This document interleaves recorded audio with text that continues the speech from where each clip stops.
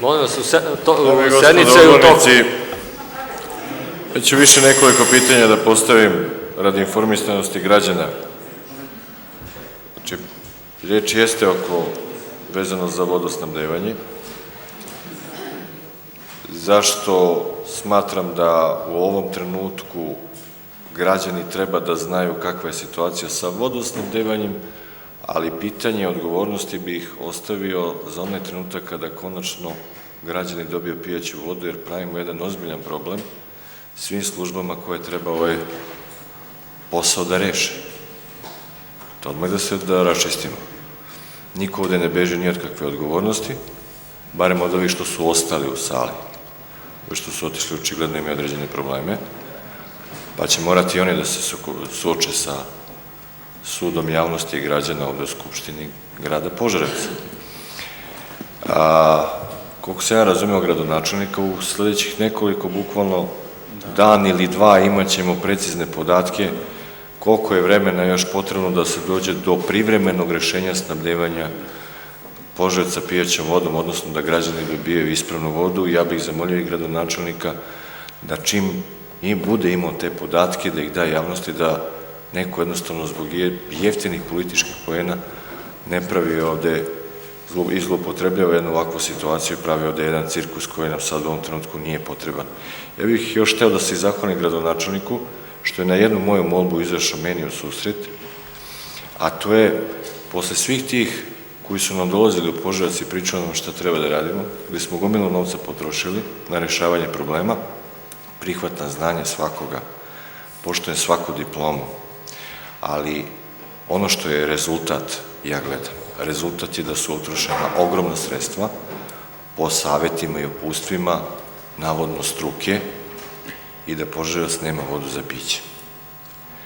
Da li je to bilo samo struka u pitanju, pogrešna procena, neću da ulazim, time ćemo da se bavimo kada ovaj problem bude rešen, ali mi je drago što je gradonačelnik, da se vratim na tu svoju molbu, zamolio sam ga da angažuje naše domaće državna preduzeća koja mogu da pomognu u rešavanju ovog problema. Zato što ljudi koji rukovode tim preduzećima i stručna lica koja ta preduzeća imaju nešto zajedničko sa ostatkom grada Požarevca i građana, to je da i oni piju tu vodu. I oni, i njihova deca, i njihovi unučići. I mislim da ćemo uz pomoć, najviše oslanjajući se na našu pamet, tu pre svega mislim na Georad, jer je on sad uključen u rešavanje, i to je preduzeće koje smo uspeli da zaustavimo proces privatizacije, jer izgleda mi da su baš ta naša izdvojena preduzeća dala značajan doprinos u bezbednosti čitavog grada. Podsjetio bih vas samo, kada su bile poplave 2014. Autotransport je sa svojom mehanizacijom blokirao vodu koja je išla i pretila da poplavi kopove od Drmno i naselje Drmno i trafopolje termoelektrane Drmno. Naš prim je imao značajnih rezultata u otklanjanju posledica poplave koje su bile u Kolubari, čak i da je vlada znala za njihove rezultate i uspeha, sad imamo ovde Georad koji pomaže Požarevcu da reši problem. Ja bih molio da se u nekom kasnijem periodu grad zauzme i za rešavanje njihovih problema, jer oni su tu, oni su naši i uvek su nam pri ruci. Još nešto, gospodine gradonačelniče, znam zakonske procedure kako idu, u tome ćete vi doneti odluku, ali vas molim, pošto će najverovatnije biti pregovarački postupak, mangupi koji su nas doveli do stanja da Požarevac nema vodu za piće, ne mogu da učestvuju u otklanjanju posledica ovog stanja. Oni koji su eksploatisali šljunak za grad Požarevac u pregovaračkom postupku ne mogu da dobiju ni jednu jedinu bušotinu, ni jednu lopatu, ni jednu prikolicu, ništa. Oni su nas doveli do ovog stanja da bi zarađivali novac.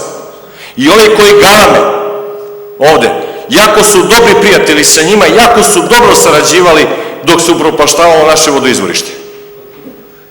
I ne interesuju me ni šljunkare, ni razni nazovi biznismeni koji su nas doveli do ove situacije da je grad potrošio više od 10 miliona evra na zaštitu vodoizvorišta koja zbog njih nije uspela. Imaćete, gradonačelniče, našu podršku po tom pitanju, ali od tih mangupa ne želim ni jednog više da vidim da on rešava naše probleme, jer nas je doveo do ovih problema. Poštovat ćemo institute, ali oslanjat ćemo se na znanje ovih ljudi koji dele sa nama sudbinu.